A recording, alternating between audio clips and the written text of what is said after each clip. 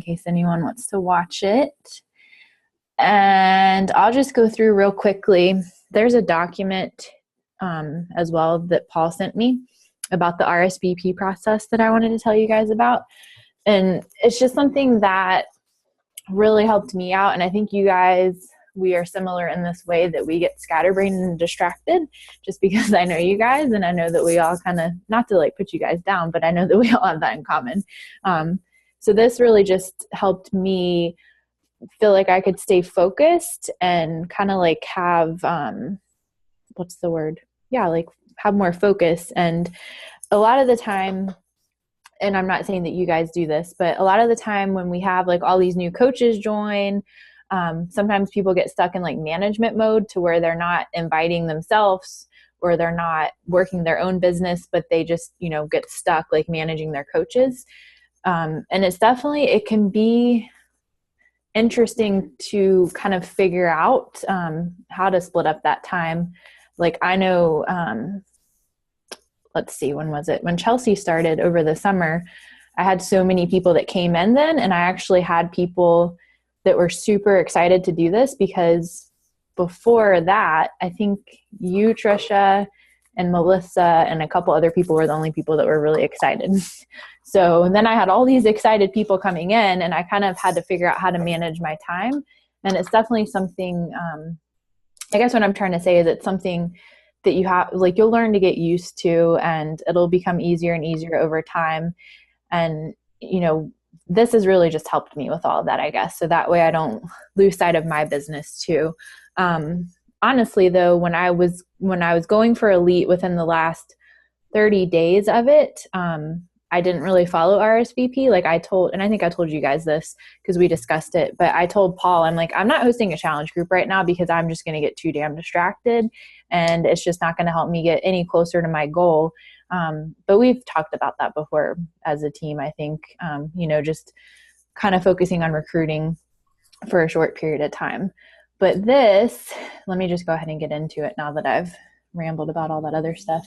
So I'm just going to kind of read to you guys. I'll make it kind of short, but I'll post this document too. So RSVP is basically an acronym, and it's 4 different areas of your business. And what you want to do is you want to focus 25% of your time in each of these areas.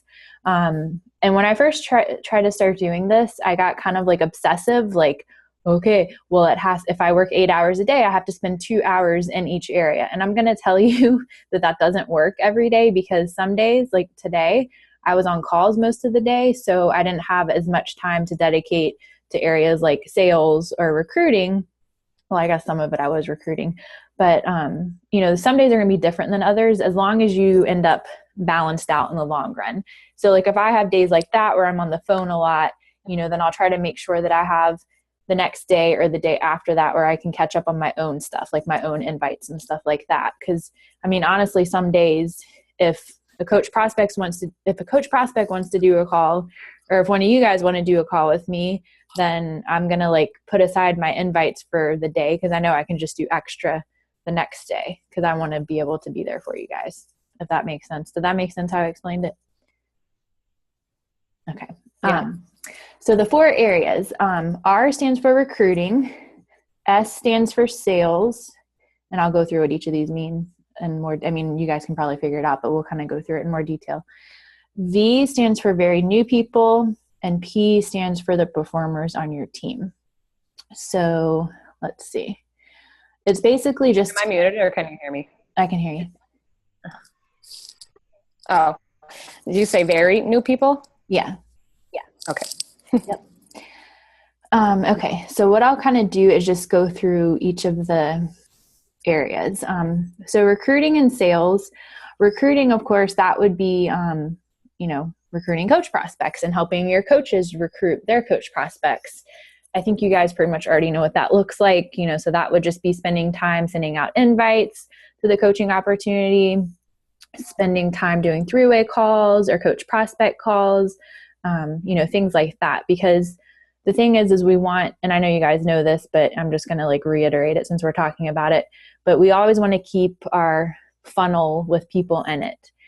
We don't want to, you know, run out of coach prospects. So the more people that we have and the more people that we're talking to, the more likely we're going to get people that say yes. So that would be recruiting. The sales aspect, of course, that's your own personal sales, inviting people to challenge groups, working with your challengers, stuff like that. You guys already know how to do that. You wouldn't be Diamond if you didn't know how to run a challenge group. So that's kind of what those two areas are about. And then let's see. Blah, blah, blah, blah. This is just explaining. Okay. So the V, the very new people, these are people obviously that are like brand new coaches that are signing up. So things that would be included in this category would be like GSR calls, checking into the boot camp to see how your coaches are doing, reaching out to them to ask them if they have any questions about anything. If I have people that start as new coaches and I can kind of tell that they're a little bit overwhelmed or they're not really posting in the groups, I do like to try to offer a phone call if they want to take one, because I think that getting people on the phone can really, Paul, I think you guys heard Paul and me talking about this when he was on the call with us, whenever that was, a couple weeks ago. I used to not do that many phone calls, but I've just kind of learned that doing phone calls, it really it gives that personal connection with the other person, and you can hear the emotion in their voice and vice versa. And I think that it's way easier to ease someone's fears on the phone than it is in a Facebook message. Not that it's not possible, but I've just kind of noticed that that's helped. So those are just some kind of things that you can do with your very new people. I like to try to work with them too, to help them get Emerald as soon as possible. And that's actually, I'm going to put that into a checklist. If I don't get to it tomorrow, it will be done next week for sure. But, kind of helping them get Emerald and doing whatever it takes to get there. And then just asking them too, how often, ask them about accountability. How often do you want me to check in? Do you want to text message? Do you want to do phone calls? Do you want to do a Zoom call? And just stuff like that. I know when Chelsea started, I don't think we really did we did our GSR call. And then I think when I was trying to help people go Diamond or Emerald, I think I offered a phone call to her. And I feel like after that, that's when things really started, she started to get really excited about things. I don't know.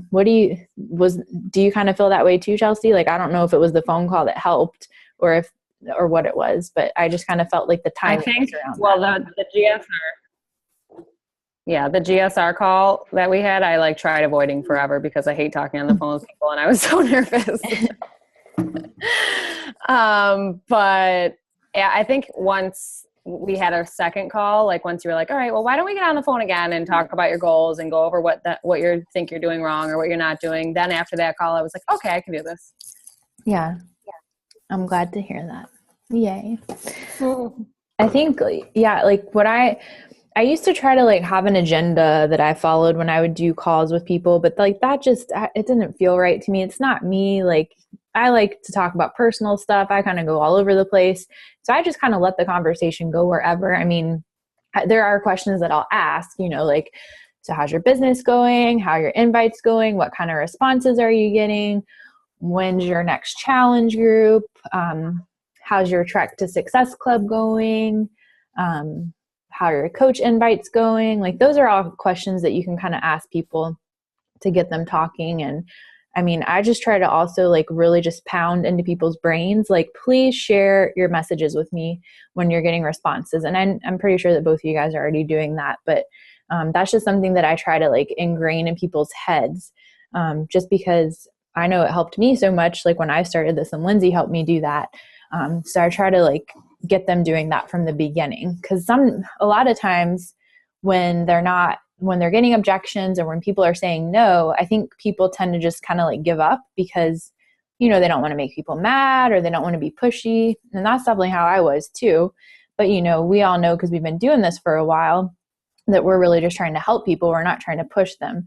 So I think we just have to help our new coaches realize that too. And, working with them on their responses when they get objections, I think that can be really helpful. So I kind of went all over the place with that one. Did you guys have any questions about what I said? Or you want to add anything? Because you guys rock. So you probably do stuff that I don't do. Okay, so P is performers. These, of course, are the people on your team that are obviously, really giving a lot of effort. Of course, you guys and the other diamonds on the team would definitely be my performers. And then I do have some, people that are emerald or trying to go emerald that I would consider to be performers, but not at the same level. But with these people, I mean, you guys pretty much know what I'm doing because I've done it with you guys. But and I'm all over the place. The way that I kind of have to prioritize my business, because I have so many coaches, is my performers are the people that my performers and my very new people, they're going to get responses to me before people that have been MIA for like 5 months. And then they send me a message saying like, hey, and it's not because I don't care about everybody, because of course I do. But, we only have so much time in a day. And if we try to do everything and respond to every message, like there's just not enough time in the day. So that's kind of my system that I use. Is I try to make sure like that if you guys message me, the only way that it's going to take me forever to respond is if I'm on calls. But otherwise, I'm going to try to respond to my performers as quick as I can. So, I mean, the people on your team that are performers, oftentimes they're not really going to want your help or ask for your help. I mean, Melissa is someone, and she'll tell you this too. Excuse me, she didn't really ask me for my help for like her first year or so in the business. And then, I mean, she did really well. But then she just kind of got to the point where she was like, okay, well, I really want to take this to the next level. I want to make this happen. And then, she ended up coming to me. I think Trisha might have done that a little bit too, because I know she was like, you were very independent and stuff too. And you guys both did really well. And I'm not saying that I'm the reason why you are where you are or anything like that. But I'm just saying that some people are going to be more independent, and that all comes down to personality type. But anyway, with my performers, everyone's really different. Like there's some people that text message me like throughout the day every day, but then there's some people that don't need that much help. So I think the best thing that you can do is just, and the checklist that I'm going to send out to you guys tomorrow, we'll kind of discuss this more. But the best thing you can do is just kind of ask those people that are your performers how often, the same thing as what I was saying earlier with your very new people, like ask them how often they want to talk, what kind of accountability do you like? Do you want to set up a call every week? Do you want to do it every week or every other week? I'm trying to think of what else. I had a thought and I lost it. Hang on. I think I was going to read something off of the checklist. Hang on a second.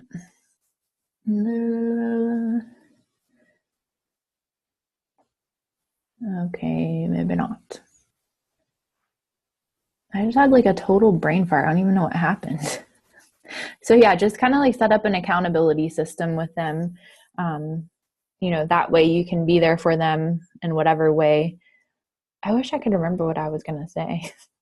In whatever way they want you to be there for them. Oh, I know what I was going to say. And this I kind of talk about a little bit in the checklist. And you guys know this because I've definitely pushed you and encouraged you and pushed you out of your comfort zones a lot. But that's something else that I really do with my performers. But I make sure that I ask permission first. And I always say, if I'm pushing you too much, just tell me to stop. Like, I don't want to offend you. I don't want you to do anything you don't want to do. I'm just here to help you take it to the next level. And I mean, I know that you guys both know this because I've talked to you about this, but I just kind of got to the point where I realized that, one important thing about being a mentor, I know John Maxwell talks about this, whatever the book that I'm reading by him is called. He talks about, how as a coach and as a mentor, it's our job to help them, to help pull out their, like their fullest potential. And to do that, we're sometimes going to have to encourage them and nudge them to do things that sometimes might not feel comfortable. So, as long as we tell them that we're doing it out of love and we ask them permission, is it okay for me to be honest with some feedback? And just, if they give you excuses, just tell them like, that's an excuse or that's fear. And, just what I do is I just like call people not call them out in a bad way, but, just call them out and just tell them like they're made for more. Like, there was that video that I made for you guys earlier this year, like a month or so ago. And, just because you guys all, like, God made all of you guys for awesome things. And, we're all made. I'm like, I can't get out what I'm trying to say, but it's in my head. We're all made for awesome things. And, it's our job to help our team do the same thing too, and give them that belief and give them the faith. And just, remind them, like, God put these gifts in you and you can do anything. You just have to believe. And, I think belief is the most important thing, honestly, is believing in them and believing in yourself. So that was a tangent that I didn't even plan on explaining, but those are just some things that I do with my performers. Let me see if there's anything else in the list that I was going to mention. Oh my cat is crazy. Did you guys have questions about anything I just said? No. Okay. So one of the things that I was going to mention that it says in here is that, and I know that you guys know this, but this is something that's good to teach your coaches too. When it comes to recruiting, a good goal to have to, like, continuously grow your business is to add at least 2 to 5 new coaches every month. And this just kind of explains in here how if you have challengers, then, like, consistently, then that's simple. And as long as you're inviting, this says, let's see, never mind, I won't read all of that out to you. It's just an example.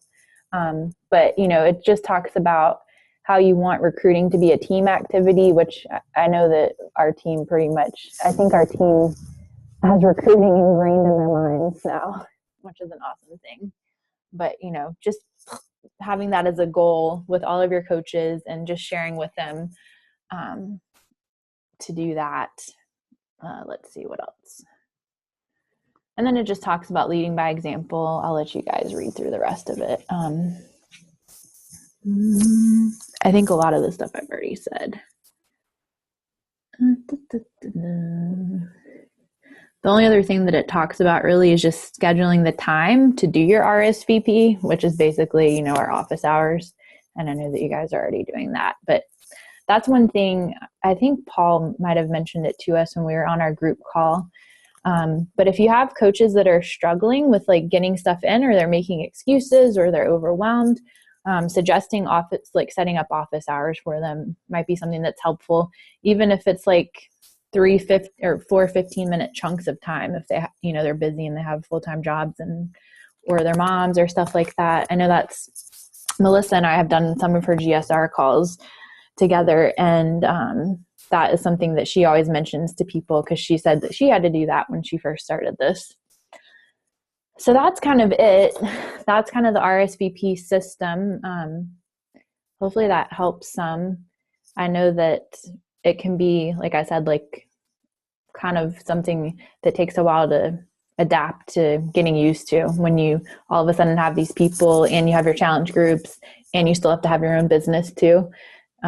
So just keep all of that in mind, and just keep in mind too that, like I said earlier, every day is not going to be perfect. Some days you might do more recruiting than you do anything else, but it's all about just keeping it balanced in the long run. And just, I think the biggest thing that helps me is just being able to prioritize the things that I'm doing, and kind of the way that I do that is just based on, like, whatever my focus is that week. So, like, this week, I'm trying to gear up for our next boot camp group. So my focus is more so going to be on recruiting. And then next week, my focus is going to switch to sales, because I'm going to start telling people about our January challenge group.